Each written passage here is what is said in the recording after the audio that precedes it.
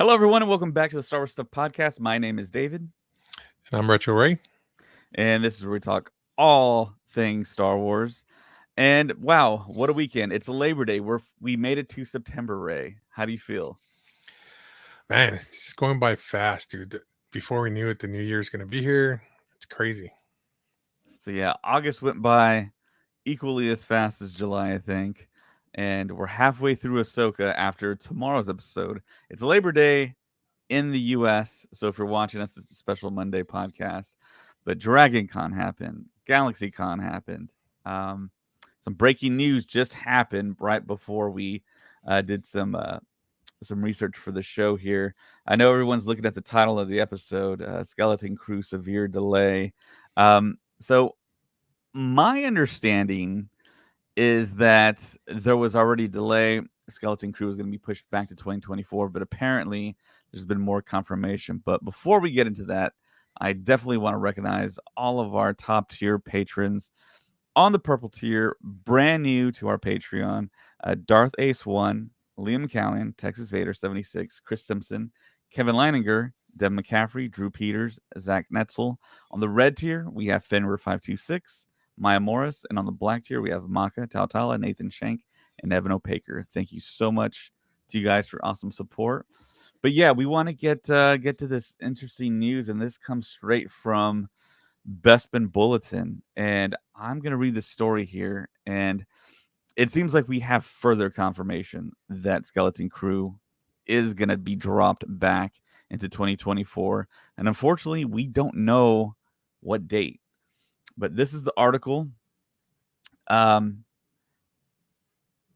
the live-action Star Wars Disney Plus series created by John Watts, Spider-Man: No Way Home, and Christopher Ford, Spider-Man: Homecoming, was set to release towards the tail end of this year. But from what they've been hearing from sources, the series has been delayed to 2024. Skeleton Crew began filming in the summer of 2022 and wrapped in January, February of this year, with a planned release for later in the year. Originally, they had heard that the series was aiming to release in November or December this year, which is what I think everyone's been kind of getting through the grapevine. In December, there was something that was mentioned. November, December this year, something I mentioned in the past article months before. One of the actors in the series, Jaleel White, who we all know from Family Matters, confirmed that Skeleton Crew was looking to release at the time I had mentioned. As months went by, I kept hearing that a late November release was on the cards, and I was gearing up to release this information around 3 weeks ago. That was until they started hearing rumblings of a delay.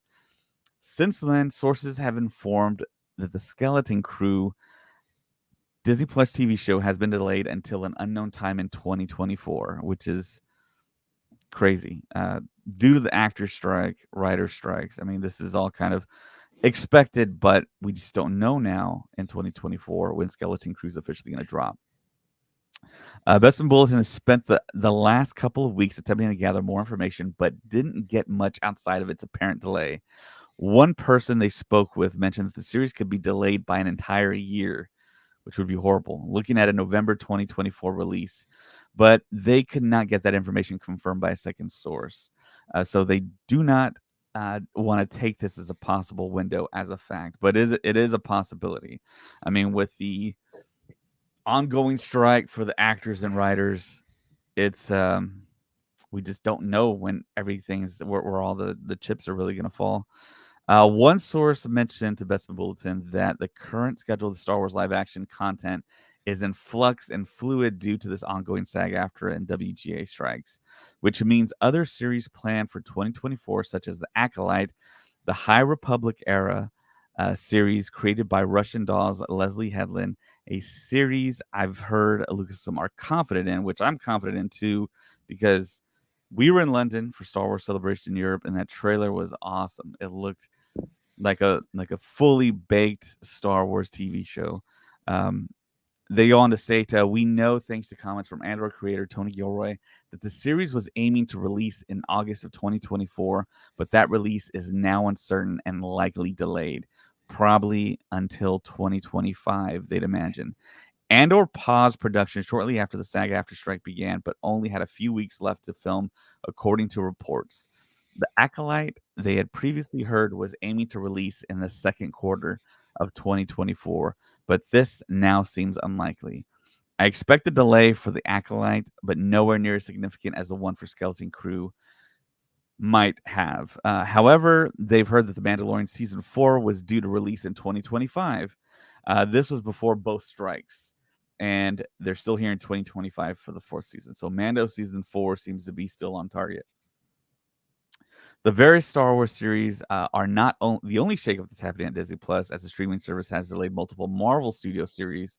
According to The Hollywood Reporter, the series impacted included Echo, the Hawkeye spinoff series, which was due to release all episodes on November 29th, will now release sometime in January 2024.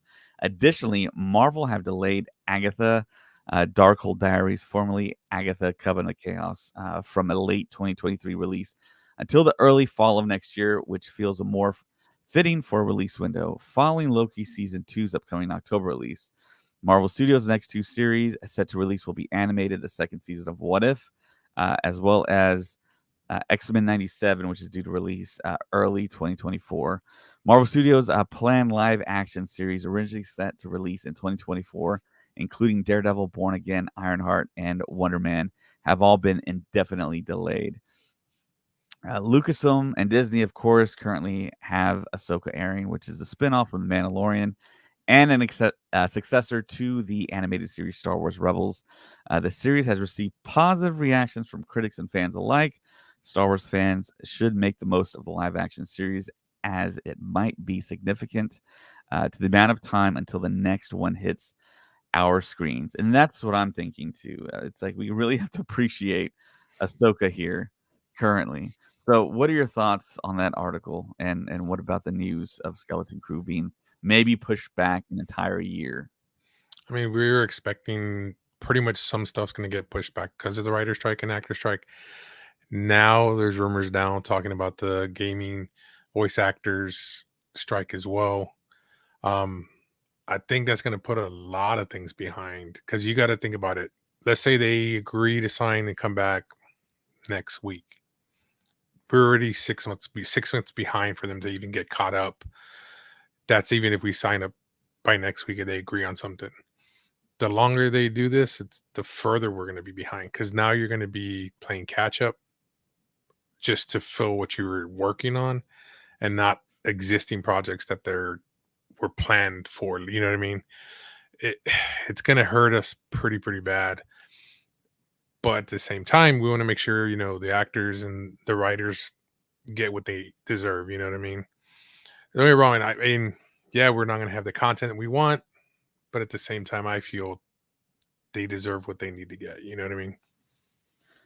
Yeah, we're still kind of in that weird purgatory situation with the strike. It feels like there have been talks, but they haven't been significant, Yeah. and they're still not in agreement on what they are trying to get accomplished here. And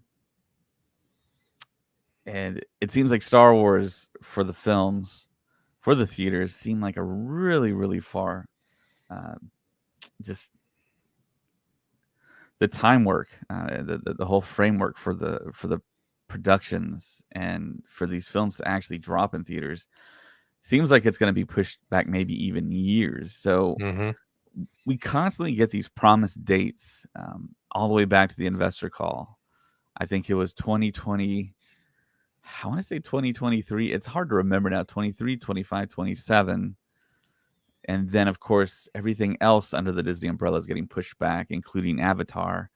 And we all know Disney wants Avatar to really kind of stand alone when it does drop every other December, which is what I think James Cameron is planning. But it just seems it seems like any date that they announce, just like any director they announce, we really can't get too excited, because those two pieces of information can change on the fly any given day, and we're just kind of in a weird status right now. Yeah. Big time. And Skeleton Crew looks like it could be really good. The trailer at Star Wars Celebration Europe was interesting. It was very dark. It was very kind of Amblin-esque. um, and it was a bunch of 12-year-old and under kids looked like heading up the project there, being the main actors. We did see some Jude Law in there. We did see a few adults, and we saw one of the pirates from The Mandalorian season 3 in there. Um, and it's weird because I really can't remember that trailer all too much. I remember how dark it was and how much night shots were actually shown in the trailer, which was kind of interesting. So, yeah, Skeleton Crew could be delayed for about a year. So you think that trailer that you got to see at Star Wars Celebration, we're not going to see it till way later then? Who knows if we'll ever see it? Lucasfilm does a weird thing where they'll keep stuff like just locked away and hidden. There's a whole Star Wars archive that we've never seen before. And every time they release something new, there's a little piece of it inserted into whatever new documentary or special feature that we get. That special documentary, the special features for episode 9, there was so much footage we had never seen before for the original trilogy in that documentary. It was very strange, but that's the way Lucasfilm likes to do it. I guess putting your, I don't know, shareholder cap on, you think, okay, well, if they keep on doing that every time they release a different version of physical media or the movie, I guess maybe only on physical media, maybe digital too, they can show some new stuff so more people will actually put the money down to buy the stuff. So yeah, that is true. There's that. Yeah. So Zach, one of our patrons, says, I am really hoping the strike that could happen for video game voice and motion actors does not change the release of Spider-Man 2 for the PS5.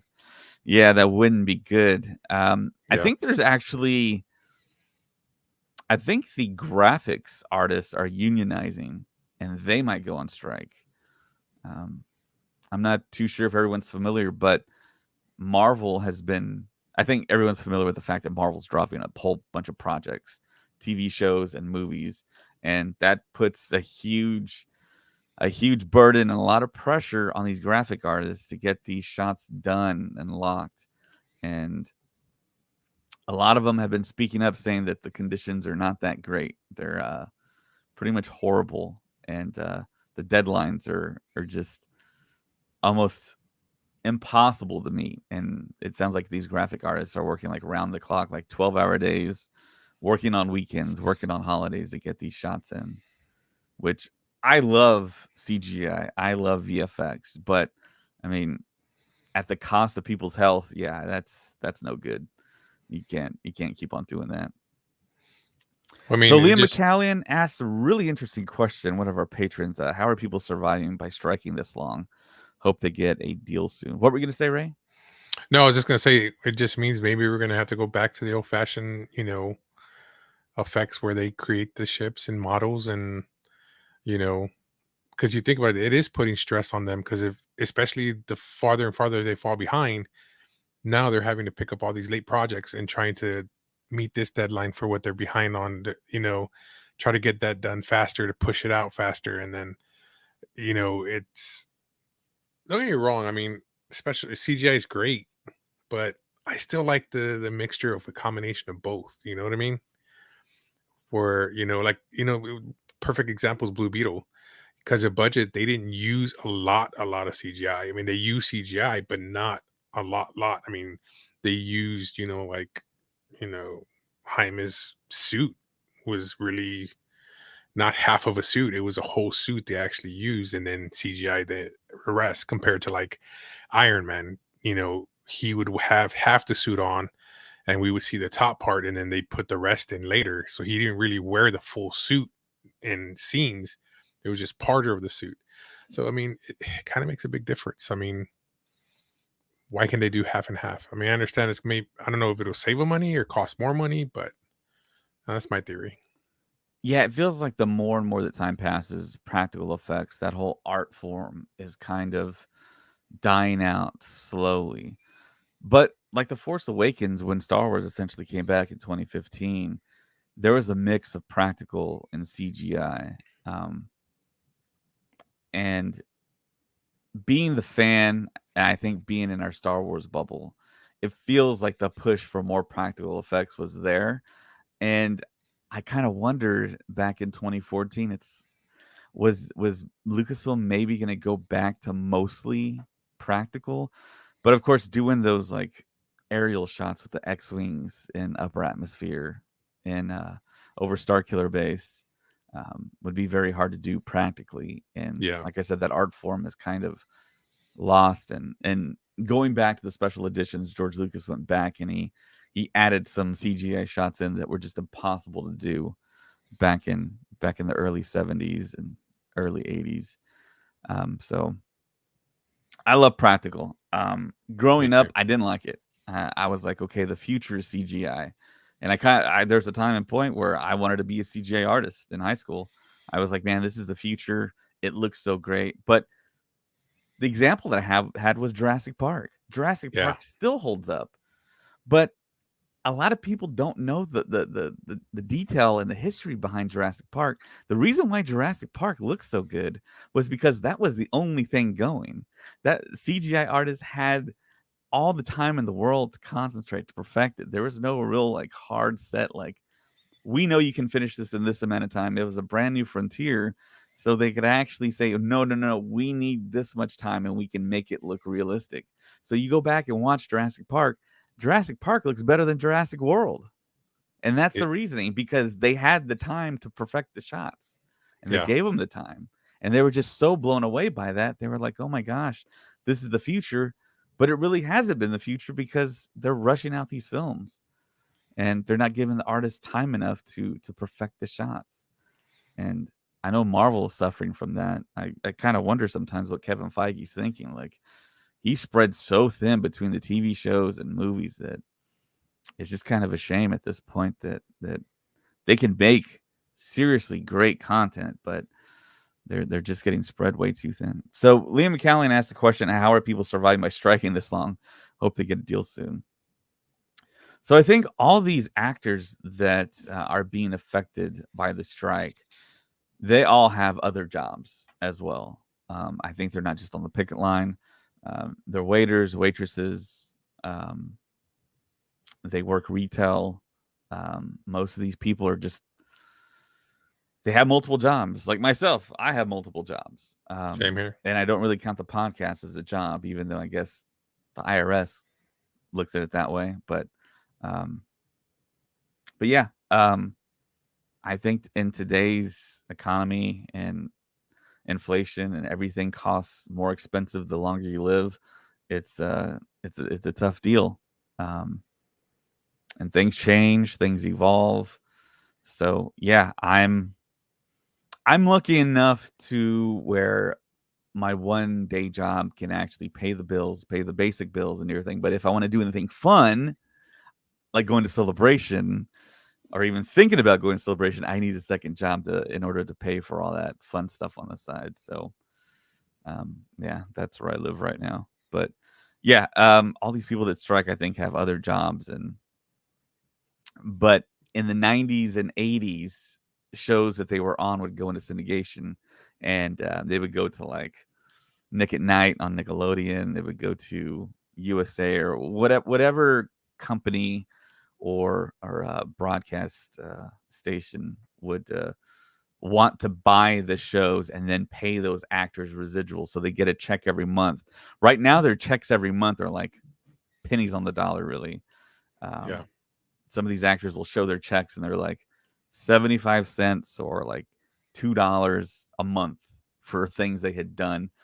Some of these writers are getting criminally underpaid, and they're hardly getting anything. So it's just in the laws. The stuff has changed dramatically. The way we consume all of our contents through streaming. These streaming services don't want to release their numbers. But back in the day when there was cable, everyone had cable. Now, less than 50% of the population in America has any type of cable package now. So it's totally different. So Yeah, when I think the streaming really changed the industry big time. I used to talk to a buddy of mine when I worked in the hospital, and I told him, I was like, it's going to be a streaming war because it's going to be basically who's going to put out the best content. They're going to want your money, so they're going to try to put as many movies out. So if you don't have Hulu or you don't have Disney, you're going to have to subscribe to it if you want to watch these, this content, compared to before, from back in the day when Disney was putting out these movies. It was whoever in the cable industry was willing, or network was willing, to pay Disney, hey, we're going to pay you this much money to allow us to show your show on cable TV. And of course they'll get residuals, of course, depending if it's actually, commercial free commercials, you know um so that changed the whole industry. So, and that's what I told my buddy. I was like, it's going to be who's going to win the streaming war, is what I had told him at that time.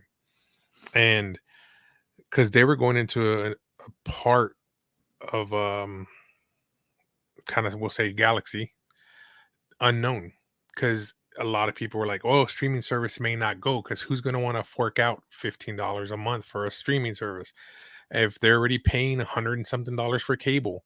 You know what I mean? So it was that question of who's going to do it. And in reality, it was kind of a perfect storm, because then you had COVID hit. So people wanted to see that content. And then, we got Netflix putting out Stranger Things, and we got, Disney putting out Mandalorian. So it was kind of that whole thing, who's going to get what. So now we're in that situation where they're rushing to put out all this content. And don't get me wrong, Amazon Prime is a perfect example. Netflix is. They're putting all this stuff out, but not all the stuff they're putting out is hitting the bar. Some of the stuff is coming up short. And yeah, they do have some shows that are, gaining fans, like Stranger Things, which was kind of sad about Amazon Prime, that, the Lord of the Rings prequel didn't do as well as it should have been. But at the same time, if you're rushing out to put content, you're not taking the time to make it right. So it's kind of one of those catch-22s. Yeah, I agree with that. Zach also writes, I'd hope the studios start to see how much money they're losing for the lack of content coming out due to the strike. Ideally, that would lead to some changes to get the strike to stop. So some of these studios, though, have a lot of stake in reality TV, which is kind of weird, because I think probably all of those TV shows, all of those reality TV shows have writers, even though it's reality TV. It's really kind of scripted still. So yeah, you would think that there would be more put on them to strike a deal here. But yeah, it seems like they're kind of content at this point.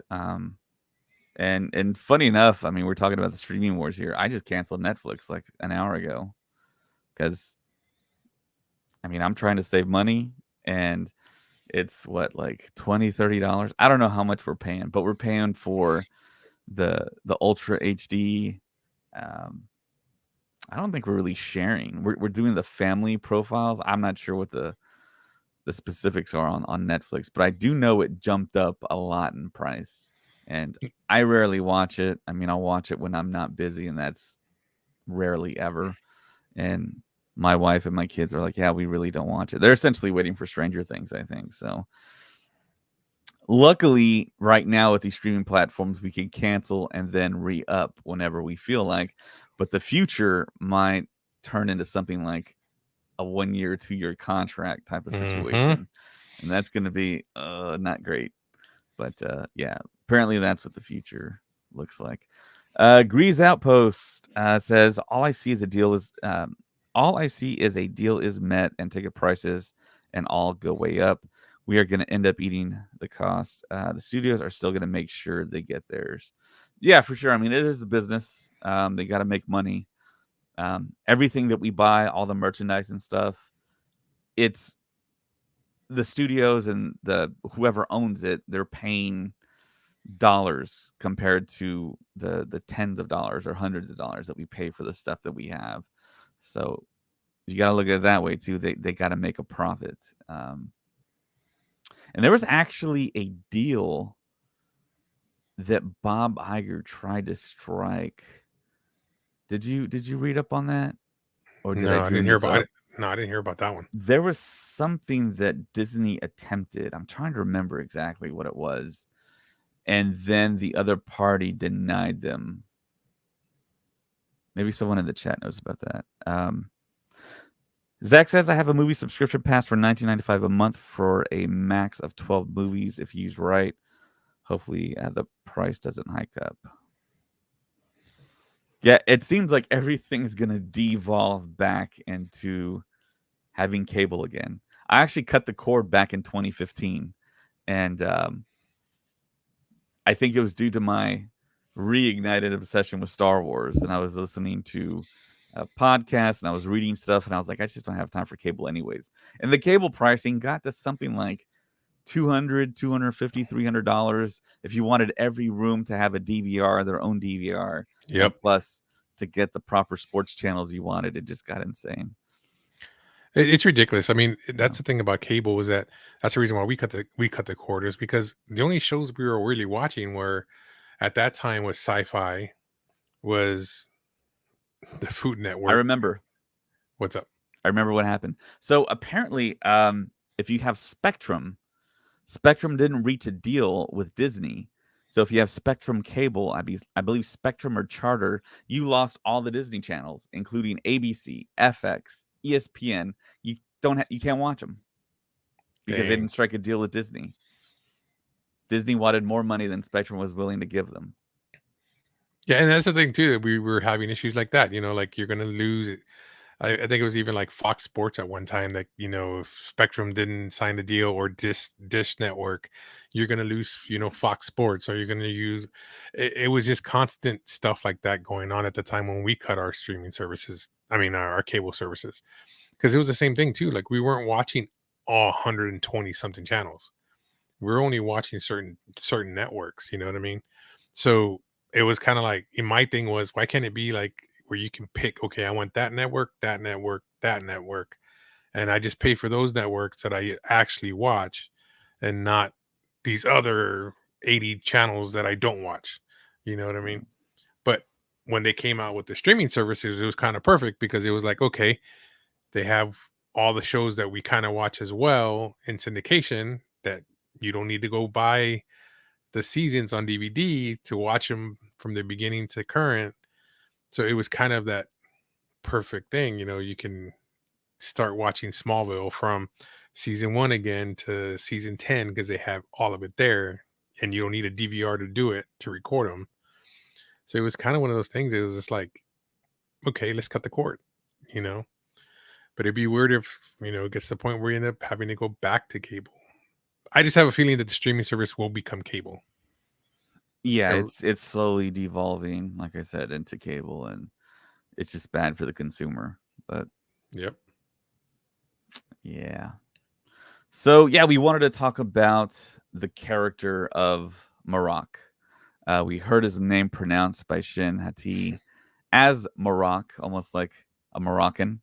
I think we'd all been saying MARROK the whole entire time, but it sounds like, unless it's one of those names like like what Star Wars does with like Han Solo, Leia. I mean, maybe it's that. It probably is in Star Wars. But anyways, I'm just going to pronounce it how Shin pronounced it. So MARROK, there's been a lot of discussion since the very beginning on who this character actually is. Did Filoni do this to us on purpose and cover the face to make us kind of maybe wonder who it is under the mask? Could it be Ezra? Could it be Barriss Offee? Could it be possibly Starkiller? Because we all saw Sam Witwer's name in the credits. Could it be him? Could it be a clone version of Luke? Could it be Cal Kestis from the video games? I mean, so many people have so many different theories. But there's an article out there that I want to read about his identity, and I'll put his picture back up here so you can study it again. So this is from Screen Rant, and this article is kind of interesting because I don't necessarily agree with it, but it is something to think about, and they might be onto something else. So the title of the article on Screen Rant is "MARROK's Identity Mystery Repeats a Star Wars Mistake Disney Made 8 years ago." So the article states the identity of MARROK is the big mystery through Ahsoka episodes 1 through 3, but unfortunately that risks repeating some mistakes from the Star Wars sequels. Although he has only had brief screen time so far, the theories about who MARROK is have already dominated discourse surrounding the show. Is he Ezra Bridger? Turn to the dark side? Is he Starkiller? Return to canon? And Colin will love this. Is he Max Rebo having a major career change after Return of the Jedi? Whether MARROK's identity will be revealed sooner than later, or if it could even wait until the Mandalorian movie or Ahsoka Season 2, should it happen, remains to be seen. But for however long the character remains hidden by a mask, then the question of just who he really is and whether he's anyone we know at all is going to dominate the show. Unfortunately, that's a problem. By putting MARROK safely inside a mystery box, Ahsoka has effectively turned him into Schrodinger's Inquisitor. Until he takes off that helmet, he could be absolutely anyone or no one. That said, MARROK is played by Paul Darnell in Ahsoka's cast, who I think I mentioned before in a previous podcast. He was actually Henry Cavill's stuntman that was used in Superman and a lot of what Henry Cavill does, like The Witcher, I believe. So yeah, Paul Darnell, which does suggest the options have been narrowed down to male characters at least, ruling out the likes of Mara Jade and Barriss Offee. Otherwise, though, it's all still on the table, which is exactly what Star Wars: The Force Awakens did with both Rey and Supreme Leader Snoke. Rey and Snoke were both introduced in The Force Awakens as mysteries, which inevitably led to a lot of theories about who they really were. Much like with MARROK, that centered around either their connections to pre-existing characters or actually being them. Rey's parentage theories ran the full gamut. Obi-Wan's granddaughter, Han Solo's secret love child, Anakin Skywalker reborn, somehow a descendant of Jyn Erso, and so on. There were fewer options with Snoke, but that didn't stop a lot of people being utterly convinced he was a second coming of Darth Plagueis the Wise, which was my favorite theory. It's the same deal with MARROK, and means there's lots of focus on who the character might be, rather who they actually are and what they're doing. This is not to say the theories surrounding MARROK's identity are definitely wrong, far from it. In a world where somehow Palpatine returned and had a granddaughter who became an all-powerful Jedi, nothing is really ever off the table. MARROK being Starkiller is plausible. There's even Starkiller's helmet in Andor, suggesting the character exists in canon. It's not too difficult to work it so that Darth Vader's former apprentice ended up continuing in Imperial service, but is that a good thing? Yes, it adds to Star Wars canon, but the twist would be about servicing longtime fans, and even then, only the subset of who love The Force Unleashed, not Ahsoka's story. It would be a meaningless twist not only to large swaths of the audience who have no idea who Starkiller is, but also to the central characters, most of whom also have little to no connection to him. So, Ray, what do you think about all that? It kind of takes us back to the first Star Wars and then Empire Strikes Back. You know, the only thing we know is, we Vader behind the mask. We only saw the back of his head. We never saw his face. We get the mention that, in Empire Strikes Back, like, I'm your father, Luke. We don't know who his father is at the time. And then in Return of the Jedi is when we get the reveal of the helmet coming off and who he is. I mean, it got me thinking, the more and more I kept on seeing this on the internet, what if they do that to us kind of like Star Wars? We get him in the helmet this whole time and we don't see him out of the helmet till the Mandalorian movie. You know what I mean? And it's going to keep us wanting. And that question too, I saw that pop up from a Facebook user, the whole Taskmaster thing. That one was a different, yeah, that was its own thing in itself. But I mean, it leaves us fans doing this what if through the whole time until we get to find out who this person is. And how long can the secret stay? Yeah, it's great for the fandom, all the speculation, all the theories. I mean, all the talk on podcasts. Yeah, I mean, back in 2014, when we were all speculating about Supreme Leader Snoke, who he was, and we finally saw the movie, we saw him, and then there was like some like confirmed leaks that he was Plagueis, and that ran rampant through the internet. And okay, we're like, okay, we're expecting to see Darth Plagueis in the film. Wasn't Plagueis. And then there was that whole exchange at Comic-Con between Lawrence Kasdan and a fan, where the fan asked the question directly to Lawrence Kasdan, will we be seeing Darth Plagueis? And then the way Lawrence Kasdan answered that question was like he was playing dumb. And that made me like really believe that Plagueis was going to be in The Force Awakens. So yeah, I mean, it could be anything. And of course he could be no one. I mean, you could take the field and be like, I told you so, you know? I mean, it just could be another Inquisitor that has his face covered. Now, I'm There, just gonna throw this out there. yeah, go for it. It's gonna sound okay. If you're a Family Matters fan and you're a Steve Urkel fan,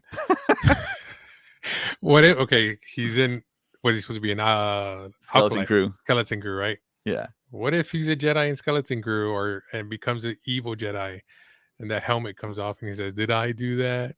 You know what I mean? I know it sounds dumb, but dude, you don't know with Star Wars. I'm pretty sure Filoni's gonna work in a Family Matters Easter egg in Skeleton Crew somehow, some way.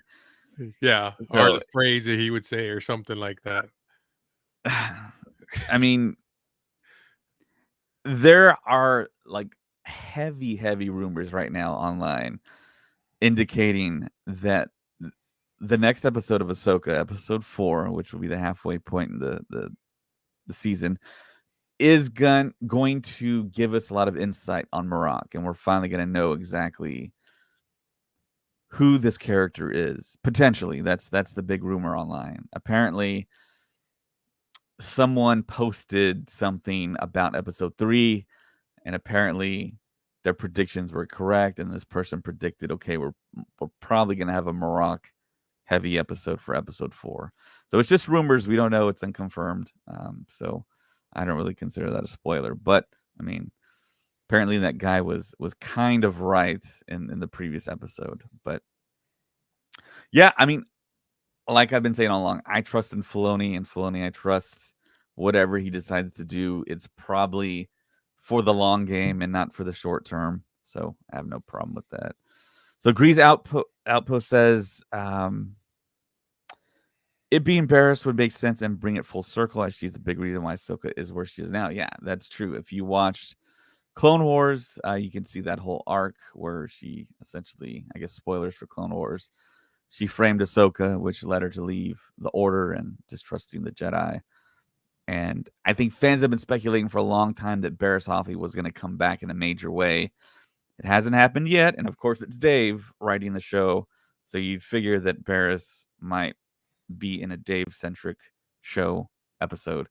Yeah. And this upcoming episode is directed by Peter Ramsey, and he actually I guess quasi-confirmed, because somebody posted the runtime of tomorrow night's episode, which is great. We're going to get an Ahsoka episode tomorrow night.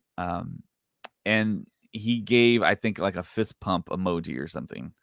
And he agreed with the speculated runtime, which is between the higher 30s and lower 40s. And we're not sure if that includes credits in there. So, yeah. This Facebook user says it's Kanan. People survived worse than explosions. Yeah, it's possible. I mentioned that because if you watched Walking Dead, I mean, come on. If you watched Walking Dead and you saw the one scene when you see Glenn, you think he's going to get eaten by the zombies.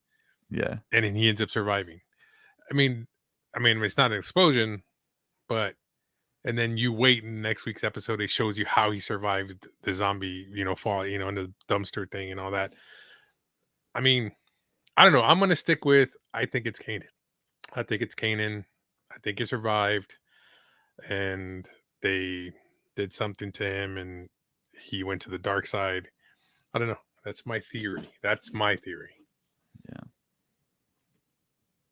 It's possible. This Facebook user says De Urkel. Yeah, somehow Kanan came back. I thought that was interesting. That was an interesting idea, maybe to use some type of Kanan type clone or something of that magnitude. True. Could have.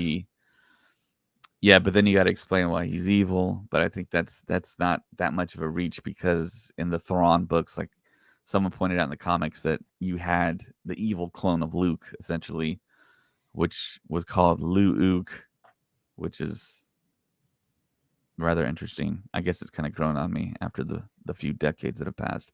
But yeah. So the next thing I think we want to talk about here, well, I just mentioned a little bit about the Ahsoka episode 4 runtime. Looks like Peter Ramsey's kind of confirmed that it's in the lower 40s. So what are you expecting out of this episode 4 for Ahsoka, directed by Peter Ramsey?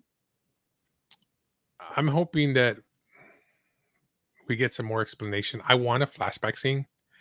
I don't know if I want it now or wait till Filoni does it. Um, but some type of flashback scene. I mean, because like I said, we need some explanations for fans to know who didn't watch Clone Wars. About Jason.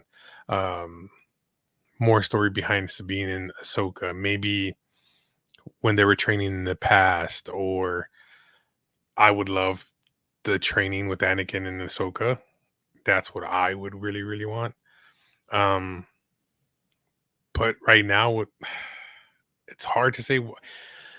From what we got left off, I mean, I think with how much time we have left, I just feel we can't see them fight right away. We got to lead up towards the ending. So I feel we got to have one of these. This episode, I feel, is going to be the flashback episode, because I think if Filoni's directing the next episode, that's when we're going to get the big something coming out, the big reveal. So I think this may be the flashback filler episode, maybe, but that's my theory. What are you thinking? I'm thinking that they're going to do the Star Wars TV show thing that they've been doing all along, and they're going to give us all the marketing shots and commercials and trailers in the first half of the season. So everything that we've seen in that promotion that we haven't seen yet, we're probably going to get it in this episode. And then everything going forward is going to be brand new. So you ask yourself, what haven't we seen? We haven't seen MARROK and Ahsoka fight in the woods. That was something they gave us, where he's actually spinning the Inquisitor double-bladed lightsaber.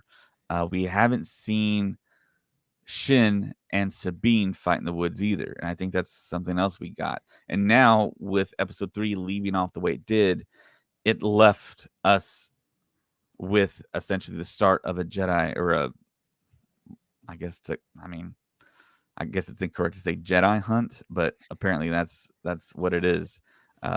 Ahsoka and Sabine are going to be hunted, I think, in this episode. And it feels like we're going to get a lot of action.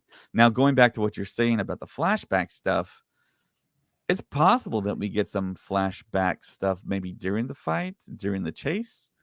That's possible.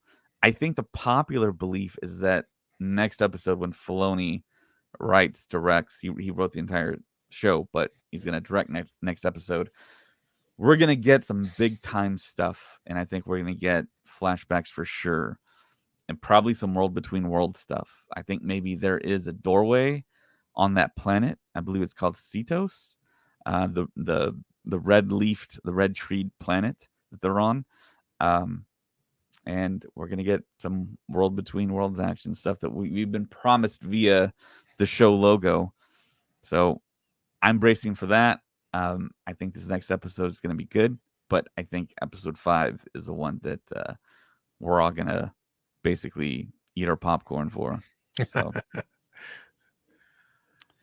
yeah. So Grease Outpost also says would love to see him come back, but wouldn't be Freddie Prinze. The build of the actor is too small. No, I think Freddie Prinze is actually a decently sized guy.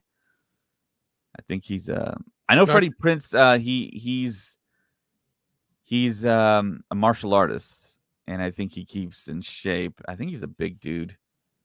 I don't think he's small by any means, but not as big as maybe the actor that's playing MARROK. But MARROK doesn't look that big and imposing. He kind of doesn't look as big as Balin.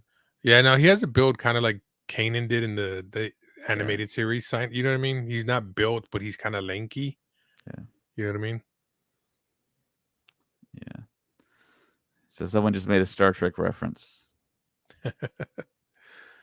which I'm not sure if I'm going to read, but I'm just kidding. So yeah, if you watch Nemesis, Star Trek Nemesis, Tom Hardy played I guess spoilers for Star Trek Nemesis. Or forget that. I don't care if I spoil Star Trek for you. Yeah, Tom Hardy played the clone of Picard, essentially. Yeah. Very skinny Tom Hardy. Very young, very skinny Tom Hardy. So, yeah, that's a possibility. I mean, they could go that route. But of course, Star Trek's already done it. So we've already kind of seen it. And I don't want Star Wars copying Star Trek in any way. I love Star Trek. I have nothing against it, but it's just one of those things. And this Facebook user says, don't worry, whatever happens, people will probably complain. That is true. I think instead of probably, I think he meant to just leave that word out. So people will complain. But yeah, I mean, that's just kind of the speculation and the fandom. There's some people that really complain, kind of go overboard on it. But I mean, we all have our own opinions, thoughts, dreams, wishes on what Star Wars would do. And I think there's going to be a lot of discussion, which is great, I think. And Grease Outpost says, I mean, MARROK is small, so if it was Kanan, it wouldn't be Prince. Oh, yeah, definitely. I think I actually have a picture of MARROK, unless I deleted it. The guy that plays MARROK, I think I might have deleted it. We're running out of room here for pictures, but yeah, anything's on the table. Anything can happen. Yeah. So this Facebook user says, I just hope Ahsoka smiles. I'm trying to think back. I don't think does she smile a single time in the show? When she was in the Clone Wars, she did, and Star Wars Rebels. Well, not even Star Wars Rebels. Towards the end of Star Wars Rebels, she didn't really have. I think it was because she was fighting to survive. You know what I mean? So she was adapting to being hunted, by the characters, and trying to remember the name off the top of my head. It was the Sarah Michelle Gellar's character, the Seventh Sister. The Seventh Sister. They were chasing her, but I think at that point, I didn't see her be the Ahsoka we used to see in Clone Wars. At that point, you know what I mean? Because she was dealing with the whole being betrayed by the Jedi Order, still coping with all that, Order 66. But yeah, I mean, I think right now the Ahsoka that we're kind of seeing, she's kind of like the old Obi-Wan to a certain extent. You know what I mean? The way Obi-Wan, if you look at him at what we saw in the Obi-Wan series, from what we see there, and then what we see in the first, in the episode of A New Hope, how Obi-Wan is kind of isolated himself, doesn't really go out.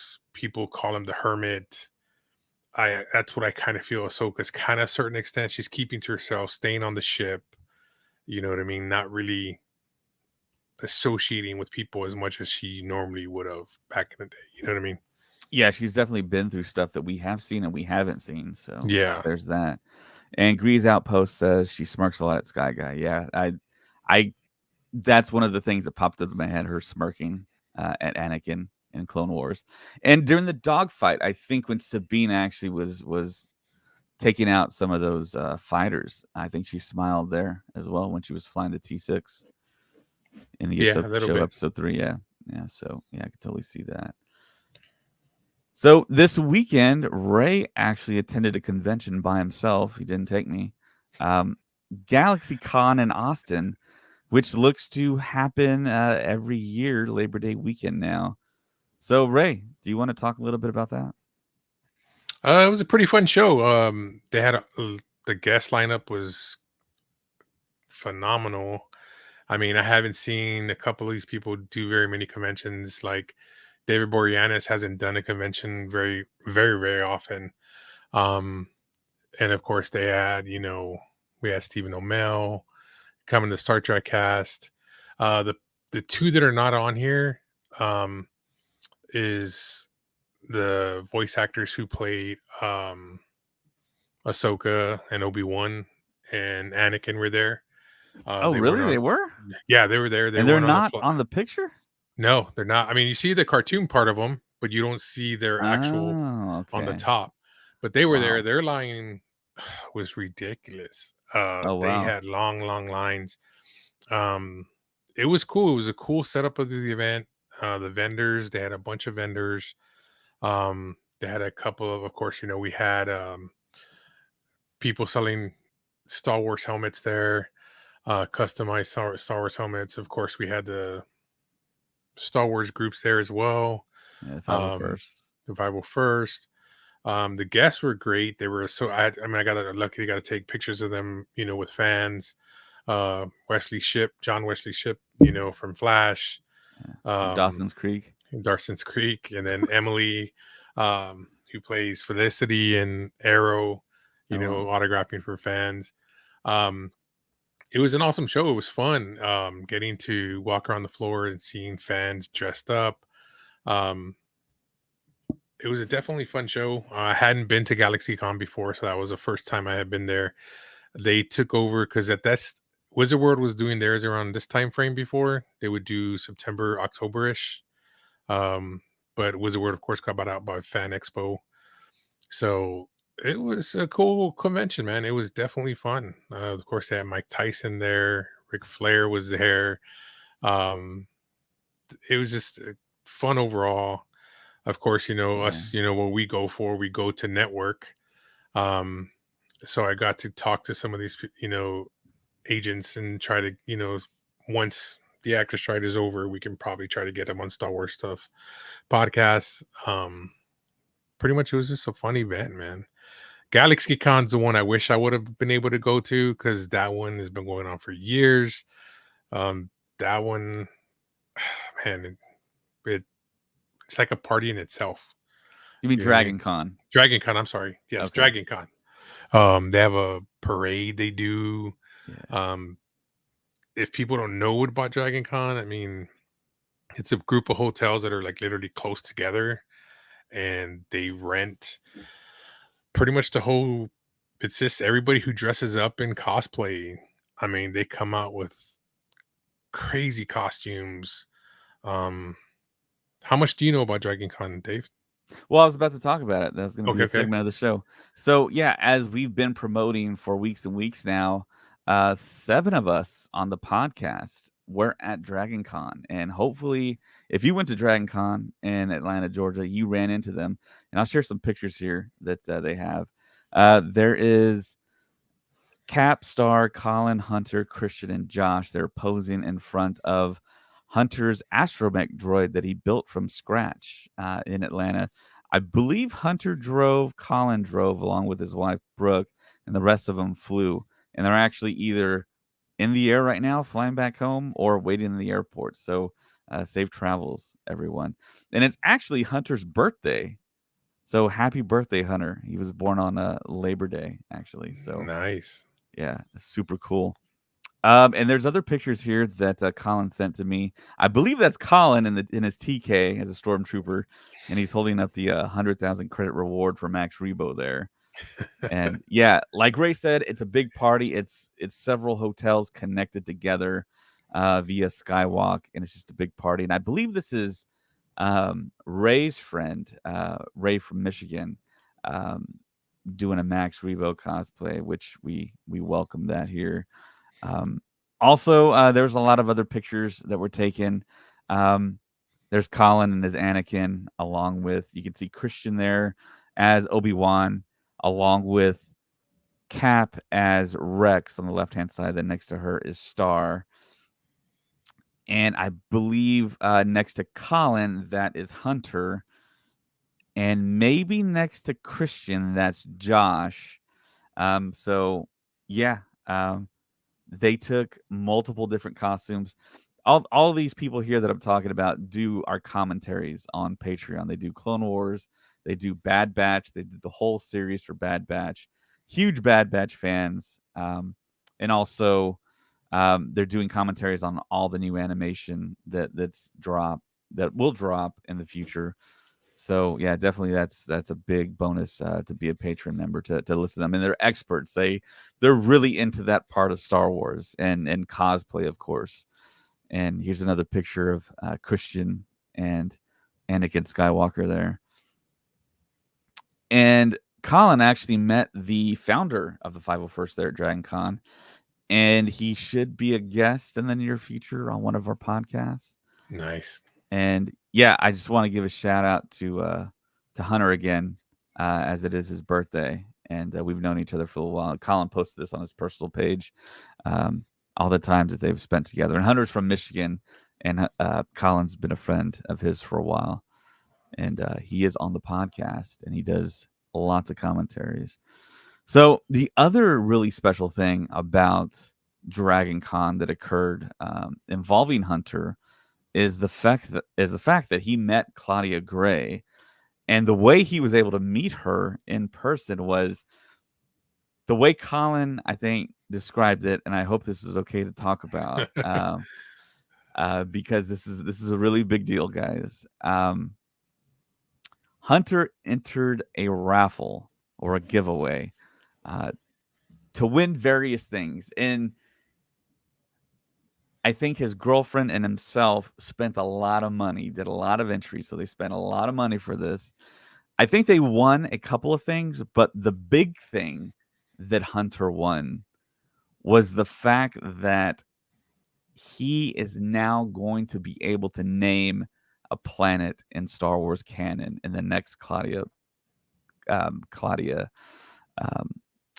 forgetting her last name for some reason now. Help me out, Ray. Claudia Gray novel, upcoming in the future. So, yeah, Hunter's going to be able to name a planet that's going to be canon. This has actually happened before without the raffle piece, because I think Christian Harloff got a planet named after him. So Claudia Gray is very interested in naming planets after people. So Nice. there you go. And we don't know what Hunter is going to choose in the end. It might be after someone else, might be after himself. But, I mean, that's a spectacular thing. I think if I had the option, I'd definitely name a planet after myself some way, somehow, so that my name continues into Star Wars canon into perpetuity, so it never dies. So yeah, super exciting. I'm super happy for that guy. He works very hard on his side Star Wars career. You saw that he created that droid from scratch, and he's on the podcast, and he knows a lot about Star Wars, and super excited for him. So, what do you think, Ray? What would you name your planet after? Man, that's kind of hard, man. And what would you name it? I don't know. I mean, part of me, I don't know. Even though like me and my dad have the same name, but somehow maybe I think your last name would be a good name. Yeah. It's hard to pronounce, man. People can't pronounce it, so I don't think so. People, unless you want to pronounce it in Spanish. In Spanish, yeah. In Spanish, the way it's pronounced is terrazas. People who pronounce it in English is terrazas. But the name is unique. It's not, something you see every day. But I don't know, something that I guess my father, something that would kind of have his name into it to a certain extent. Probably what I would try to do, but to come up with the name, I would have to figure out like how to incorporate it to have, remnants of him in it. You know what I mean? Yeah. But what about you? How would you do it? I thought about it, and I mean, my first name, David, I mean, that's so bland. My last name is Lozano. To me, that doesn't have the ring. Maybe my mother's name, my mother's last name, and my mother's first name, which is very, very kind of spacey. My mother's first name was Aurora. And then her last name was Urias, which translates to Uriah in English. So I believe it's from the Bible. So Urias. That sounds very much. That sounds for a planetoid. So yeah. I think that'll work. But seeing Lozano as a planet, that would be kind of odd to me. But I don't know. That's just me. I mean, I've lived with that name for 42 years, so that's it. So yeah, I'm looking at the chat here. There's a thanks guys for putting in so much stuff in chat. Um, so yeah, this Facebook user says name it after one of my kids. Probably that's what they would do. Yeah, that too. Yeah, that's a possibility. Uh, Eddie Raleigh says, friend of the show says that's awesome. I met her a few times. She's great. I can't remember, but one of those posters I left on a bench when I met you for lunch may have been signed by her.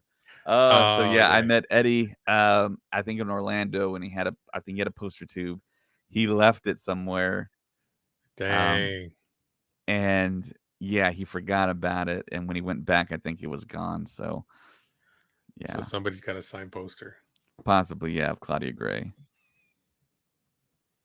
But yeah, and speaking of planetoids, I know I have a graphic here. Someone basically took the end sequence of Ahsoka and was able to translate the language. The language isn't Arabesh, it isn't Mando, it's something else. But they were able to use code breaking techniques to figure out what each letter is. And if you look closely, you can see a lot of familiar planets out there, some closer to each other than I think we originally thought. Like if you look at the top right, you see Lothal and Mandalore, which are kind of close. You see Corellia, Duro, the home of the Duros, which are some of the aliens that you've seen in as far back as A New Hope. Cato Nemoidia, where the Nemoidians are from, the Trade Federation guys. Pisana from Rise of Skywalker, the Corellian Run, the smuggling channel. Cetos, where we're currently at, that's surrounded by a space well there, a Purgle. Also on the left hand, you see Yavin and Dathomir located kind of close. Coruscant, Odin, which of course goes back to the whole Norse mythology with Balin Skull, Shenhati, MARROK. And there's a planet right next to it where there's a question mark because they couldn't figure out that letter. Then Ona. And then, of course, you have Peridia, where that's the prime destination where we're thinking that Thrawn is located. So good job by whoever did this. And I saw this a couple weeks ago, but this graphic wasn't created yet. But someone figured it out, I think, pretty much after the first show. So good on them. Yeah, I was watching it, and part of me was trying to like slow it down when at the end of the episodes because it would at the end of the episode it's playing that with kind of playing to me like Game of Thrones theme music as you're watching it. Um, but of course, if you don't press next right away, it'll switch over to the next thing that's Yeah, showing. I hate that, man. Yeah, I don't know why they do that. Just let it play to the end and then switch over. I don't know why it has to pop up with that thing at the end of it, but yeah, so you don't press it fast enough and it just automatically goes to the next show or whatever. Yeah, it should be the opposite of what it is to where it doesn't automatically go to like a small screen and then show you Yeah, what's up next. It should give you like a button to hit to go to the next thing rather than exactly. advertising the next. But I mean, it is advertising, so Pretty you much. can kind of see why that's the case. So someone just called us nerds, and then they said, "Just kidding." Okay, thanks. Yeah. So I think that's pretty much it. All the topics we have tomorrow, like I said, is the next Ahsoka episode, episode 4, halfway through the season. So Did you want to mention about a convention that we're going to probably be going to? yeah, sure. I don't have any graphics for it, but I it have is okay, cool. Giganticon. So you can see there on the screen if you're watching us on YouTube, Facebook, or Twitter. Jennifer Beals is going to be there, and of course, we all know her as what was her name in the Book of Boba Fett? She was the Twi'lek. She was the owner of the bar that Max Rebo died in again. no, off the top of But my yeah, head, I she do. was in Flashdance, Book of Boba Fett, Book of Eli. I didn't even know she was in Book of Eli. 4 Room, Swamp Thing, Chicago Code, The Prophecy 2, Taken. I didn't realize she was in Taken. Law and Order, Organized Crime. Everyone's been in Law and Order. Night Shift, The L Ward, and many more. Yeah, so this is her first convention she's ever done. Oh wow. She's never done a convention, so this will be her first con that she's doing, which we'll be lucky to be there. So that's gonna be pretty cool. Yeah, we're gonna Uh, talk to her, Ray. Yeah, But unfortunately, we can't interview her because of the actor strike, so we're not going to be exactly. able to do that. But I'll just tell you guys this: everyone that's listening, everyone that's watching, all these conventions that Ray and I have been going to, we've been talking to the celebrities, and we've been able to acquire ways to contact them for future interviews. So there's going to be a point in time when we're going to be interviewing a lot of these celebrities, hopefully. Um, Yeah.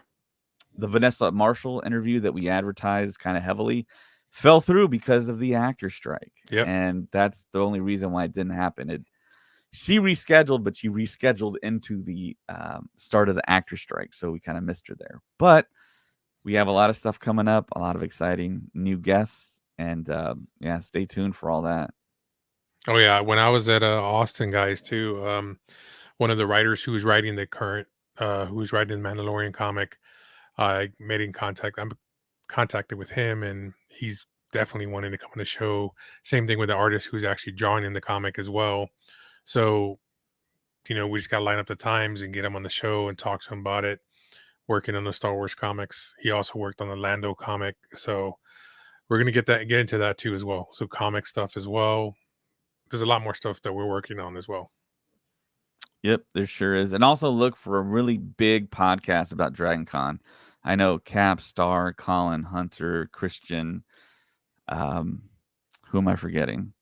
Josh, um, Brooke, 7 people from the podcast went to Dragon Con. I'm sure they have a ton of stories to talk about. It'll be on Patreon for sure. We might release it to the general public.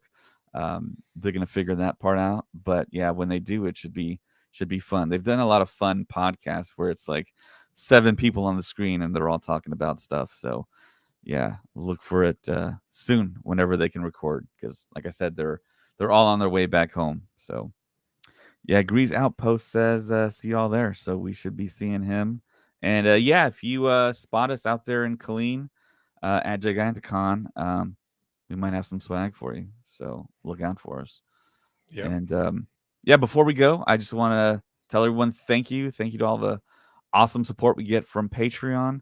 And if you're watching us on YouTube, like, subscribe, hit the notify bell. We're on Instagram at Star Wars Stuff Podcast. We're on Twitter at Stuff Pod. We're also on Thread at Star Wars Stuff Podcast. Patreon, you can go to Star Wars Stuff Podcast 2187 and subscribe there. TikTok, we're there as well. You just search up Star Wars Stuff Podcast. You can email the show at Star Wars Stuff Podcast at gmail.com. We have a Facebook group and a page, Star Wars Stuff Podcast. Also, you can go to Apple, write a great review, and give us 5 stars. Also on Spotify. Lots of listeners on Spotify. Thank you. I think that's our preferred place for you to listen to us at is actually on Spotify. And we also have a website, StarWarsStuffPodcast.com. We have a few articles up on there. I'm about to put one up about Katie Sackhoff. And that's pretty much it, guys. So is there anything else left that you want to say, Ray? No, sir. Just get ready for tomorrow night. Yeah. And we will have a pre-show. We'll have a post-show. We're going to have different hosts on. I think Colin said he'll be able to make the post show after he takes his nap from Dragon Con. So thank you so much for listening and watching. For Ray, my name is David, and may the Force be with you. Always.